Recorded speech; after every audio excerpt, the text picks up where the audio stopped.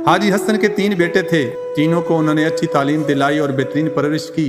जब बाप खुद बूढ़ा हुआ तो तीनों बेटे अलग अलग अपने अपने घरों में सेटल हो चुके थे।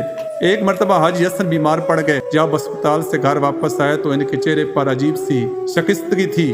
वो खामोशी से अंदर दाखिल हुए, कुछ देर रुके और सोचा, फिर जेब से एक तयशुदा कागज निकाल कर मेज पर रख दिया। उन्होंने एक लफ्ज भी नहीं कहा। तीनों बेटे एक दूसरे को देखने लगे। कागज खोला गया तो सबकी सांस रुक सी गई। वो अमानतनामा था 9 लाख मिस्री करेंसी का, भारी कर्ज वालिद के नाम पर, जिसकी फौरी अदायगी लाजिम।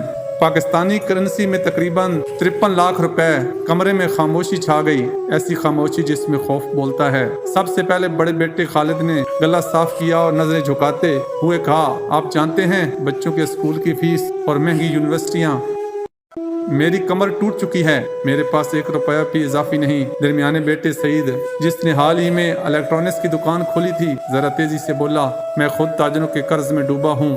सारा माल उधार का है, कोई नकदी नहीं। सबसे छोटा बेटा था यूसुफ। उसका कहना था कि मेरी शादी को चंद ही महीने गुजरे थे, फ्लैट की किस्तें, मुरम्मत का खर्च, सब कुछ बाकी था।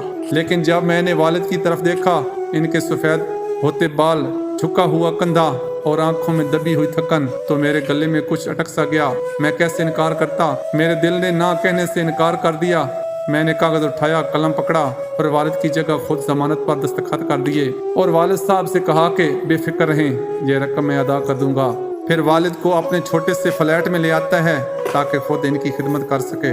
1 साल गुजर गया। अल्लाह गवाह है, वो मेरी जिंदगी का सबसे कड़ा साल था। दिन को नौकरी, रात को ऑनलाइन टैक्सी चलाना, कभी कभी रात का खाना सिर्फ रोटी और पनीर या दाल का एक प्याला होता। मेरी बीवी, अल्लाह इसे सलामत रखे, मेरा दोस्त तो बाजू बन गई। वो नए कपड़ों से दस्तबरदार हो गई, हत्ता कि अपनी सोने की चूड़ियां भी बेच दी ताकि घर का खर्च चल सके। लेकिन इन सब के बदले मेरे लिए सबसे बड़ी राहत वालिद के चेहरे पर इत्मीनान और इनकी मुस्कुराहट थी। रब ताला ने मुझे इस दौरान एक खूबसूरत बेटे से भी नवाज दिया। फिर इसी तारीख को ठीक 1 साल बाद वालिद ने मुझे अपने कमरे में बुलाया। मैं इनके पास बैठा। उन्होंने दराज खोली, एक तयशुदा कागज निकाला और नरमी से मेरे सामने रख दिया। बोले, यूसुफ पढ़ो। मैंने कागज खोला तो जैसे मैं वहीं का वहीं जम गया। मेरे हलक खुश्क हो गया और आंखों को अपनी ही नजर पर यकीन आया। वो कागज ना तो कोई अमानतनामा था, ना ही महज शुक्रिया का खत। वो एक वसीयत थी। इस वसीयत में साफ साफ लिखा था कि शहर के वस्त में वाक़या 3 मंजिला मकान और सबसे बेहतरीन कमर्शियल और महंगे इलाके में वाक़या 300 गज की जमीन, इन दोनों की मुकम्मल मलकियत सिर्फ और सिर्फ मेरे नाम मुंतकिल की जाती है।